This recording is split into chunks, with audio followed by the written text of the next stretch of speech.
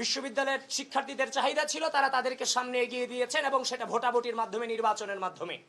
আমি সেটা বলেছি, কিন্তু পরক্ষণেই দেখলাম ঢাকা বিশ্ববিদ্যালয়ের যে গ্রুপগুলো আছে, ঢাকা বিশ্ববিদ্যালয়ের শিক্ষার্থী সংসদ সহ অন্যান্য যে গ্রুপগুলো আছে, সেই গ্রুপগুলোতে প্রপাগান্ডা ছড়ানো হলো যে আমি বলেছি আমার ছাত্র দলের সভাপতি, সাধারণ সম্পাদক ইচ্ছা করলেই ভিপিজিএস হতে পারতেন, মানে ভোট লাগবে না।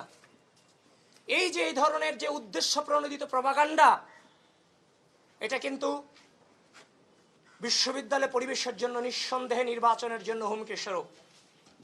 আমরা বাংলাদেশ জাতীয়তাবাদী ছাত্র দল সাংগঠনিকভাবে আমরা উদ্বিগ্নতা প্রকাশ করছি, আশঙ্কা প্রকাশ করছি যে বিশ্ববিদ্যালয়ের যে মিসইনফরমেশন, ডিসইনফরমেশন দিয়ে বিশ্ববিদ্যালয়ের গ্রুপগুলো যা করছে, ইচ্ছা করলেও তো সেই নোংরামি আমি করতে পারবো না।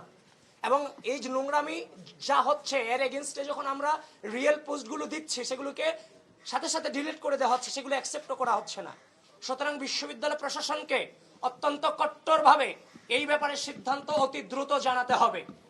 বিশ্ববিদ্যালয়ে নির্বাচনী পরিবেশ সৃষ্টি করে কেউ প্রপাগান্ডা করবে আর তার কোনো আইনি ব্যবস্থা নেবে না, সেখানে বিশ্ববিদ্যালয়ে নির্বাচনী পরিবেশ সৃষ্টি হওয়ার কোনো সুযোগ আমরা দেখতেছি না। তাছাড়া আরেকটা জিনিস আমরা লক্ষ্য করছি, যেখানে কার্জন হল কেন্দ্রিক অনেক সমস্যা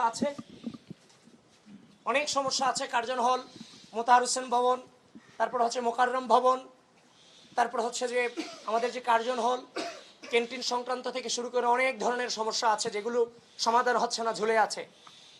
আমি শিক্ষার্থী ভাই বোনদেরকে বলতে চাই, নিজের অধিকার আদায় করতে গিয়ে যেমনভাবে পূর্বে আপনারা পিছিয়ে যান নাই, সায়েন্স ফ্যাকাল্টি এই বিশ্ববিদ্যালয়ের গুরুত্বপূর্ণ ফ্যাকাল্টি, যারা বাংলাদেশের সম্পদে, প্রত্যেকটা ফ্যাকাল্টি গুরুত্বপূর্ণ, কিন্তু তাদের সকাল 8টায় ক্লাস শুরু হয়, বিকেল 5টায় ক্লাস শেষ হয়।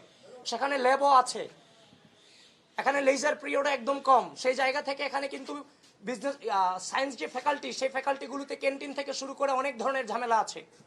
সেই ঝামেলাগুলো বাংলাদেশ জাতীয়তাবাদী ছাত্রদল তারা তাদের জায়গা থেকে, প্যানেল থেকে প্রতিজ্ঞা করছে যত ধরনের সমস্যা আছে সেই সমস্যাগুলো আমরা ইনশাল্লাহ সমাধান করব। এখনো আনুষ্ঠানিক নির্বাচনী প্রচারণা শুরু হয়নি। যে সমস্যাগুলো কথা আমরা বলে গেলাম, যে বিশ্ববিদ্যালয়ের নিরাপত্তা সংক্রান্ত যে সমস্যাগুলো, মিসইনফরমেশন, ডিসইনফরমেশন যেগুলো ছড়াচ্ছে বিভিন্ন হচ্ছে যে প্রপাগান্ডা বাহিনী, এগুলোকে বিশ্ববিদ্যালয় প্রশাসন খুব দ্রুততম সময়ে এগুলোকে বন্ধ করতে হবে। আপনাদের সকলকে ধন্যবাদ। ওয়ালটন এখন দেশের সীমানা পেরিয়ে পৌঁছে গিয়েছে 50টিরও বেশি দেশে। ওয়ালটন, ঘরে ঘরে, বিশ্বজুড়ে। আপনারা সকলে আমাদের জন্য দোয়াতে রাখবেন, পাশে থাকবেন। আর আপনাদের মধ্য দিয়ে বিশ্ববিদ্যালয়ের আপনাদের মধ্য দিয়ে আমি শেষ কথা, বিশ্ববিদ্যালয়ের সকল ঘরানার, সকল মতের, সকল পথের প্রার্থী এবং ভোটার যারা আছেন সকলকে আমি আহ্বান করছি, হাসিনা চলে গেছে, একটি দীর্ঘ সময় এই ঢাকা বিশ্ববিদ্যালয়ে মানবতার জীবনযাপন আমরা করেছি। ছাত্রলীগ ছাড়া জীবনের কোনো মূল্যায়ন ছিল না, শিক্ষার্থীর কোনো মূল্যায়ন ছিল না। আমরা কিন্তু সেখান থেকে বেরিয়ে গেছি।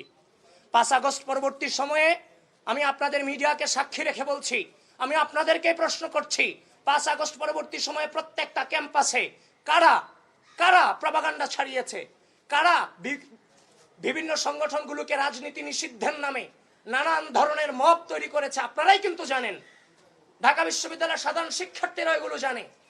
ঢাকা বিশ্ববিদ্যালয়ের সাধারণ শিক্ষার্থীদেরকে বলছি, আপনারাই সেগুলো বিচার বিশ্লেষণ করবেন, কারা 5 আগস্ট পরবর্তী সময়ে শ্রদ্ধা, স্নেহ, সহনশীলতা, সহমর্মিতাকে বৃদ্ধাঙ্গুলি দেখিয়ে বারবার কারা বিশ্ববিদ্যালয়ের মাটিতে সংঘর্ষ বাঁধানোর চেষ্টা করেছে এবং কি বিশৃঙ্খল পরিস্থিতি সৃষ্টি করার চেষ্টা করেছে।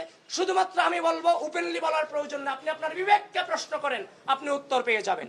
সুতরাং যারা বিশৃঙ্খলা সৃষ্টি করতে চায়, আমি আপনাদের সকলকে উদাত্ত আহ্বান জানাচ্ছি, ঢাকা বিশ্ববিদ্যালয়ের মাটিতে ছাত্র রাজনীতি কিংবা আমাদের প্রত্যেকের অবস্থান হবে শ্রদ্ধা এবং স্নেহের সমন্বয়। আমাদের টার্গেট থাকবে একটাই, পড়াশোনা, গবেষণা, সহশিক্ষা, ব্যক্তিত্ব সম্পন্ন এবং দেশপ্রেমিক হিসেবে গড়ে তোলা। এজন্য সকলকে আহ্বান করছি, কেউ কারো পিছনে না লেগে ওপেনলি রাজনীতি করেন, আপনার প্রতিপক্ষকে রাজনৈতিকভাবে মোকাবেলা করেন। এই যে বিহাইন্ড দ্য সিনে গিয়ে নানান ধরনের ফটোকার্ড আপনারা বানাচ্ছেন, যেগুলো টোটালটাই বিকৃত মস্তিষ্কের চিন্তা ভাবনা, এগুলো থেকে বেরিয়ে আসেন। কোনো নম্র, কোনো সভ্য, কোনো সুস্থ মস্তিষ্কের মানুষ এই ধরনের অপপ্রচারে লিপ্ত হতে পারে না। এখন আপনারা কি আসলে সুস্থ মস্তিষ্কের নাকি অন্য কোনো মস্তিষ্কের, সেটা আপনারাই বিবেচনা করে নেবেন যারা এই কাজগুলো করছেন। আপনাদের সকলকে ধন্যবাদ।